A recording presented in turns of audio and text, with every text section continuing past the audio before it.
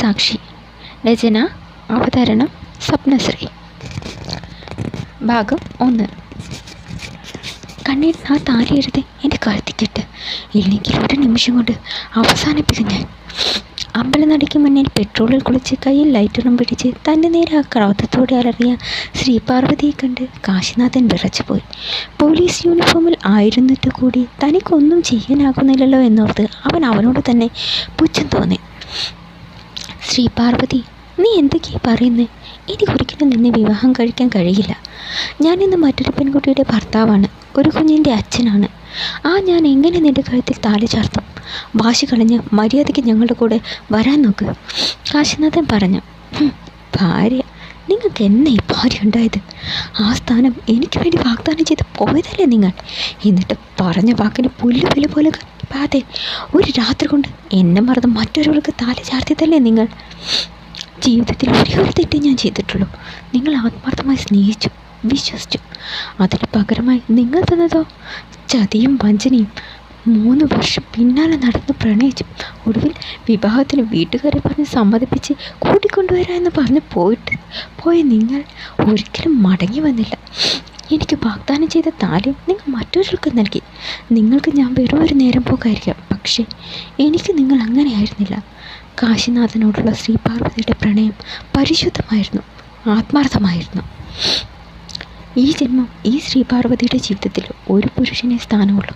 അതീ നിൽക്കുന്ന കാശിനാഥൻ മാത്രമാണ്. നിങ്ങൾക്ക് എന്നെ ഇഷ്ടമാണോ അല്ലേ എന്നത് എൻ്റെ വിഷയമല്ല.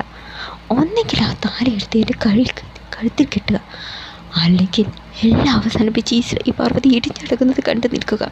ഇത് വേണമെന്ന് നിങ്ങൾക്ക് തീരുമാനിക്കാം. അവളുടെ വാക്കുകൾ ഉറച്ചതായിരുന്നു. കാശിനാഥൻ ആകെ ധർമ്മസങ്കടത്തിലായി.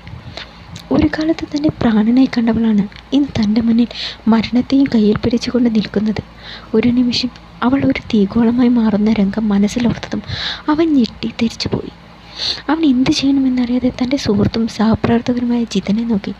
അവനും ആകെ വല്ലാത്തൊരവസ്ഥയിലാണ്. ചുറ്റും കൂടി നിന്നവരെല്ലാം ആകെ ആശങ്കയോട് പരസ്പരം നോക്കി. കമ്മിറ്റി ഭാരവാഹികളിൽ ഒരാൾ മുന്നോട്ട് വന്നു. സാറേ, ആലോചിച്ച് നിന്നിട്ട് കാര്യമില്ല. ആ പെണ്ണ് പറഞ്ഞതുപോലെ ചെയ്യുകയും നിവർത്തിയുള്ളൂ.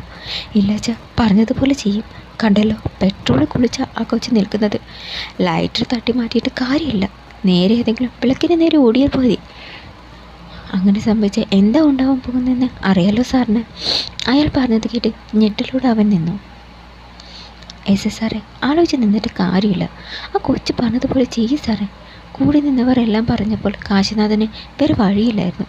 അവൻ നേരെ പൂജാരിയുടെ അരികിലേക്ക് ചെന്നു. താളത്തിൽ വെച്ച പൂജിച്ച മഞ്ഞച്ചരടിൽ കുറേ താലിയെടുത്ത് അവൻ ശ്രീപാർവതിയെ നോക്കി. ആ കണ്ണുകളിൽ വല്ലാത്ത ഒരു തിളക്കം അവന് കാണാൻ കഴിഞ്ഞു. ഇപ്പം നല്ല മുഹൂർത്തമാണ്, മടിക്കേണ്ട, കെട്ടിക്കോളും, പൂജാരി പറഞ്ഞു. നിവർത്തിയില്ലാതെ അവൻ അവളുടെ കഴുത്തിൽ ആ താലി ചാർത്തവേ സന്തോഷം കണ്ട് അവളുടെ കണ്ണുകൾ നിറഞ്ഞു. അത് കണ്ട് അവനും ഉള്ളിൽ എന്തോ ഒരു കുളിർമഴ പെയ്തതുപോലെ തോന്നി. പൂജാരി നീട്ടിയ കുങ്കുമച്ചിപ്പിൽ നിന്ന് ഒരു നുള്ളു കുങ്കുമം എടുത്ത് അവളുടെ നെറുകയിൽ ചാർത്തിയപ്പോൾ അവൾ കണ്ണുകൾ അടച്ചു. താമരമുട്ടിൽ കോർത്ത പാല പരസ്പരം അണിയിച്ച് ഇരുവരും തിരുനടയ്ക്ക് മുന്നിൽ ചെന്നു. ഉമാമഹേശ്വരന് മുന്നിൽ കൈകൂപ്പി തൊഴവേ കാശിനാഥൻ്റെ ഉള്ളിൽ പെരുമ്പറ മുഴുകുകയായിരുന്നു. ഒരു നെടുവീർപ്പോടെ അവൻ തലചരിച്ച് തൻ്റെ ഇടതുവശത്തായി നിൽക്കുന്ന ശ്രീപാർവതിയെ നോക്കി. അവൾ സമാധാനത്തോടെ തൊഴുതു നിൽക്കുന്നത് കണ്ട് അവൻ എന്തില്ലാത്ത ദേഷ്യവും സങ്കടവും ഒക്കെ തോന്നി. ഇവിടേക്ക് വരാൻ തോന്നിയ നിമിഷത്തെ അവൻ ശപിച്ചു.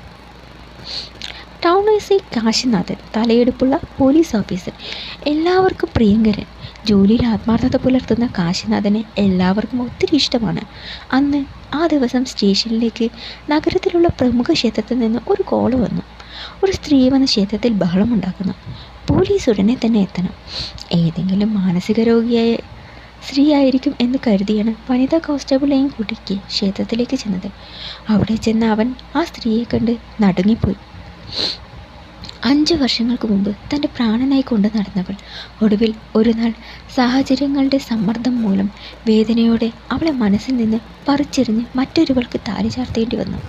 അന്നാണ് അവളെ അവസാനമായി കണ്ടത്.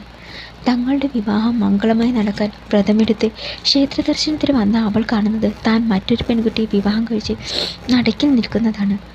ആദ്യം ഒരു ഞെട്ടൽ, പിന്നെ കരഞ്ഞുകൊണ്ട് ഒരോട്ടം. അവളുടെ പിന്നാലെ ഓടാൻ തോന്നിയെങ്കിലും പോയില്ല. ട്രെയിനിങ്ങും പുതിയ ജോലിയൊക്കെയായി തിരക്കിലായതോടെ പതിയെ അവളെ മറക്കാൻ തുടങ്ങി. 4 വർഷങ്ങൾക്ക് ഇപ്പുറം അവളെ ആ കോലത്തിൽ അവിടെ കണ്ടപ്പോൾ അക്ഷരാർത്ഥത്തിൽ അവൻ നടുങ്ങിപ്പോയി. എന്തു ചെയ്യണമെന്നറിയാത്ത അവസ്ഥ. അവനെ കണ്ടതും സന്തോഷം, അതിലുപരി ആശ്വാസം അവളുടെ മുഖത്ത് പ്രകടമായി. കണ്ണേട്ട എന്ന് വിളിച്ചുകൊണ്ട് അവൾ അരികിലേക്ക് ഓടിയെടുത്തപ്പോൾ താൻ വീണ്ടും ആ പഴയ കാശിനാഥൻ ആയതുപോലെ തോന്നി അവന്.